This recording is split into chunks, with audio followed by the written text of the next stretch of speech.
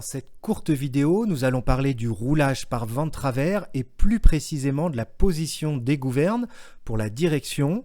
Le roulis, c'est les ailerons et le tangage, c'est la profondeur.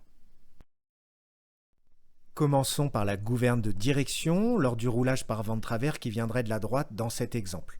L'effet de la dérive et du vent sur cette dérive produit ce que l'on appelle l'effet de girouette, c'est-à-dire que l'avion a tendance à tourner à droite pour se mettre face au vent.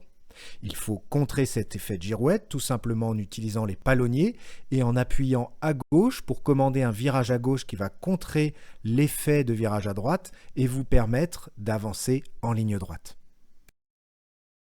Parlons maintenant de la gouverne de roulis, c'est les ailerons, dans le cas d'un vent de travers qui viendrait de la droite dans cet exemple.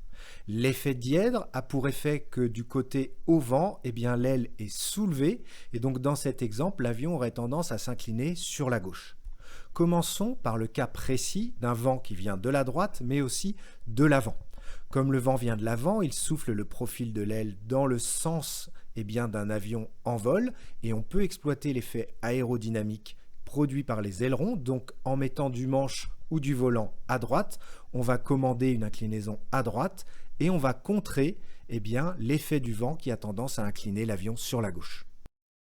Dans le cas maintenant d'un vent arrière, toujours travers droit, vous ne pouvez pas utiliser l'effet aérodynamique avec un vent qui viendrait face de devant, donc dans le profil de l'aile.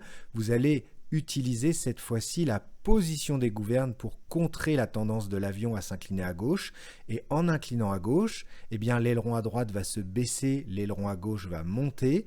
Et avec l'effet du vent sur ces gouvernes, vous allez avoir tendance à contrer l'inclinaison à gauche, c'est-à-dire que l'avion va revenir sur la droite. Concernant la position de la gouverne de profondeur, cette fois-ci, il faut différencier deux cas, les avions tricycles et les avions à train classique à roulette de queue.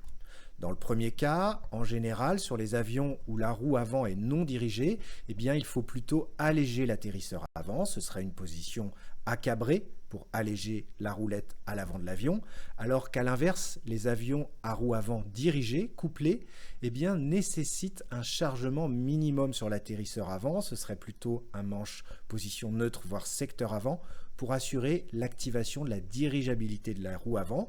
C'est le cas précis notamment des DR400. Le fonctionnement est assez complexe et si vous volez sur ce type d'avion, je vous invite à visionner la vidéo de cours dédiée au train avant directionnel DR400.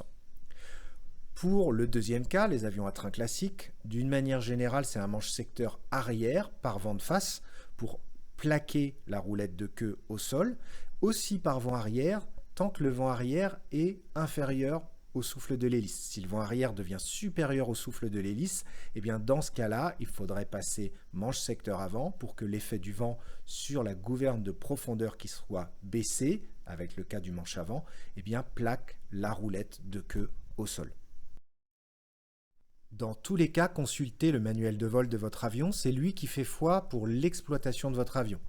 Voici à l'écran un extrait du manuel de vol du Cessna 172 section procédure normale. Vous y voyez des consignes sur la position des ailerons et de la profondeur en fonction d'où vient le vent au sol lors du roulage.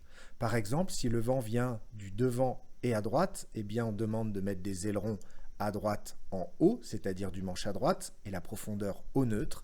Et si le vent vient de la droite mais de l'arrière, l'aileron sera de l'autre côté, donc en bas le manche à gauche, et la profondeur sera cette fois-ci à piquer. Si vous souhaitez aller plus loin, je vous invite à vous rendre sur le site goodpilot.fr dans l'onglet Good Pilot NG, nouvelle génération. C'est la nouvelle plateforme de formation qui réunit tous les cours organisés au sein de 16 modules avec des QCM, des fiches de synthèse et des vidéos bien évidemment. Et vous trouverez notamment dans le module atterrissage une vidéo sur les techniques d'atterrissage par vent de travers. En attendant de vous retrouver sur le site goodpilot.fr, je vous souhaite à tous de très bons vols.